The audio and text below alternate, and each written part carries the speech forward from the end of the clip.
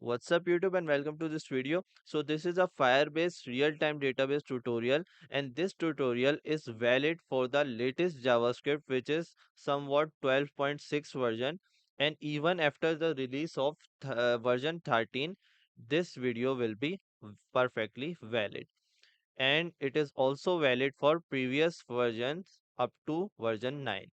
So let us begin. First of all, what we need to do is create a Google account and go to Firebase console. Obviously, you would already have your Google account. You need to go to Firebase console. Click this button, go to console, and you will see something like this. You can create a new project, give your project a name. So let us give it Firebase 2026. Continue. We may disable this and we don't need the analytics. So continue.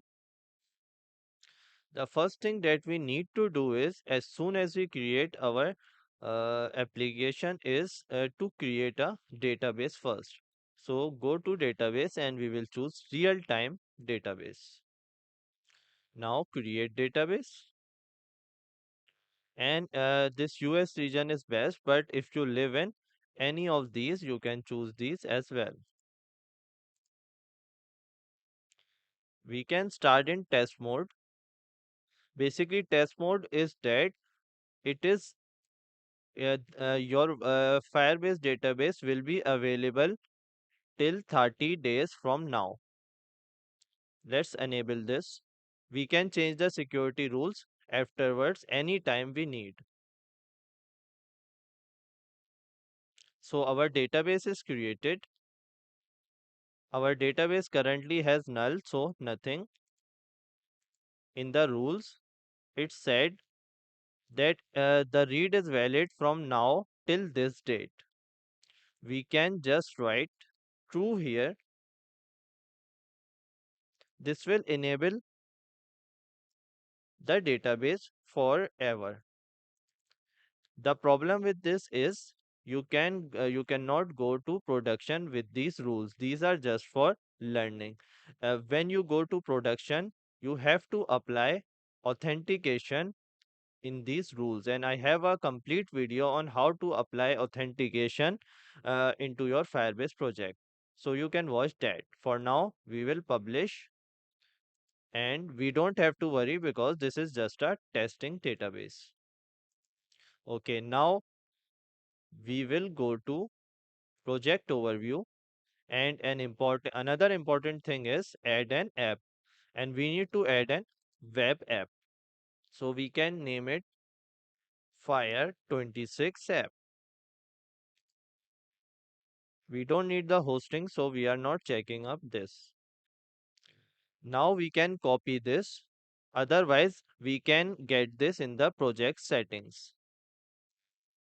So we can get it inside project overview and settings, and we can access this CDN anytime. So I will copy this, and now we will begin our JavaScript coding. So I have this folder Firebase on my desktop. It's open within the Visual Code. I will add a new file, Firebase 26.html. And now we have some basic HTML code, which is this. There is some CSS, basic CSS, and we have some labels and some inputs, which user is gonna enter.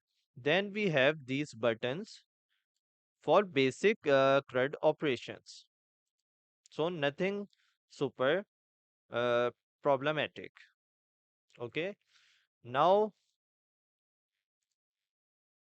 we can just have a look on how does this look. So it looks very basic, and the purpose of this is to not make this tutorial about styling.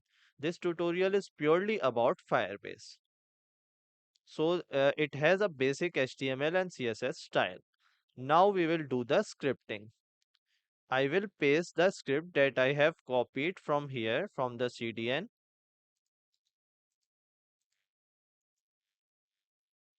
and we can remove all of these comments as they are confusing. So it's simple enough. We have our Firebase uh, CDN and its version 12.16. So we have API keys and other stuff here. So the identity of the project is also here. Storage bucket is here, but it is a paid operation now. So you cannot use the storage for free. Okay, so we have a thing which is called DB. So we are getting the database. We are getting the reference of the database to perform any operation. And what we are doing here, we are getting the references of the inputs that we defined here. So nothing special about them. Now after that, we will begin writing our add, edit, add, retrieve and other functions. So most of the thing we will keep constant. Now constant add data, an arrow function, because we are writing everything in modern JavaScript. We have to use the set function, and of course before using any operation we have to define another CDN which contains all of the functions that we are going to use. So this get database the so this get database is also a function. Now we can use set function, which is very easy to use.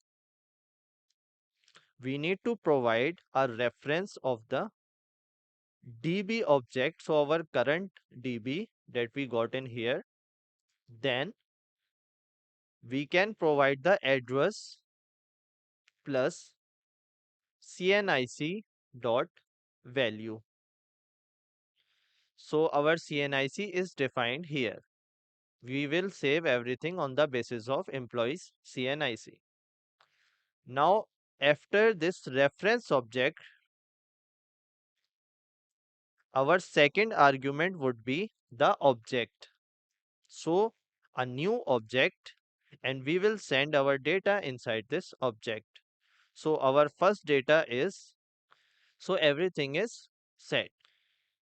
Then we are writing dot then. If this is successful, then what we will do? We will create an arrow function and alert success. So you can write anything. We are just keeping it short and quick. So inside the catch, we are catching the error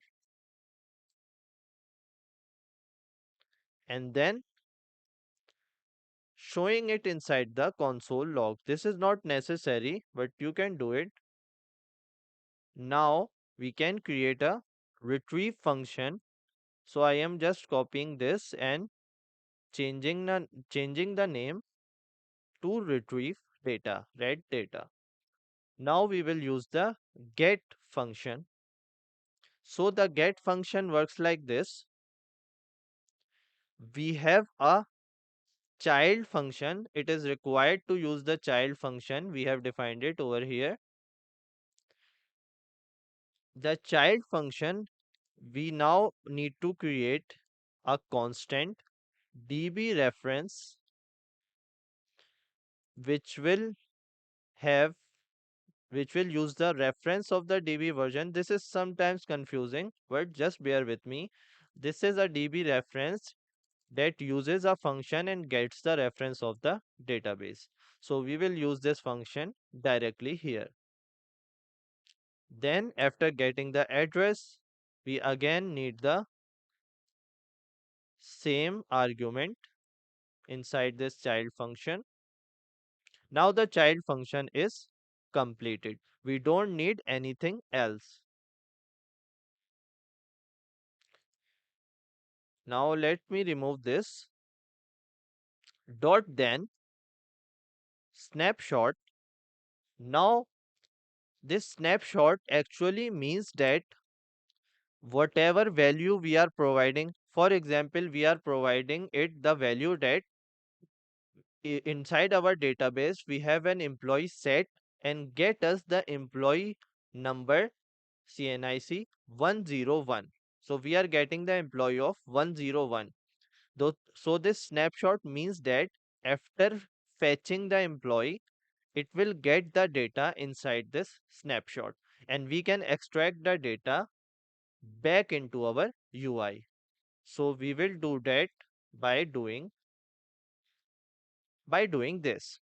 So if snapshot exists, so if the employee number that user enter is correct, then if it exists, copy the data inside our UI. So if this value is true, then go for yes, otherwise select the no in the select. And you can see that in the snapshot we are using name of the employee dot first name because this is an object. Now if the employee does not exist, we will raise an error. And if some other error exists, then we will just raise it in the console. So this is our retrieve function. The update function is also very simple.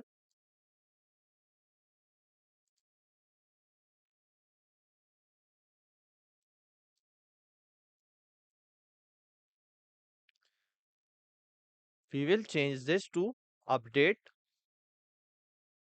and we will not update the CNIC. Otherwise, we will update rest of the things because we are getting the data based on CNIC.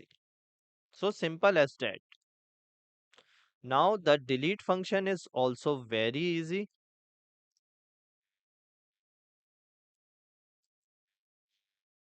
We don't need any of these. We just need the address. We don't need any other argument. So this remove function just have one argument. If it's success, then success, otherwise it will error. So after we are done with things, we are adding the events for this add, update, retrieve and delete. So we have created 4 functions with our configuration from the database and now we can test these out.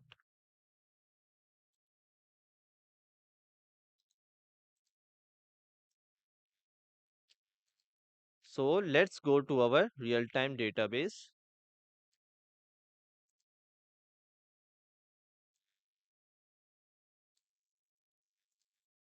Now one necessary tip that you have seen that we have defined 2 CDNs here.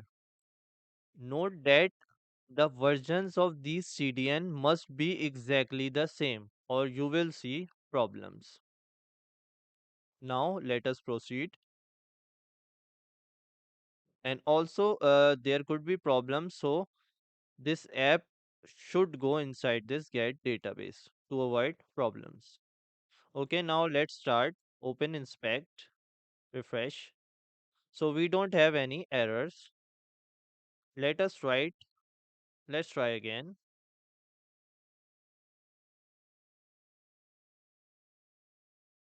The employee is now added.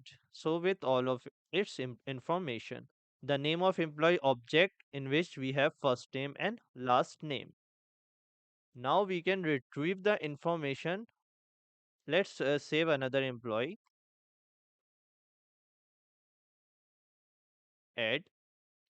So we have 2 employees now. Now we need the data of the first employee. We just enter the CNIC, click retrieve. You can see that employee 1, its last name, which is ASD, its department is development, and yes, it can swim. So true. So we have all of its data. Now we can update the data. No, it cannot swim and it is from administration department. You can see this here. in real time that the data is saved. Now let us delete the new employee. So with it CNIC delete, you can see that the employee is deleted. So this is how Firebase works. So this is all for the video. Thanks for watching and do subscribe to the channel. See you next time.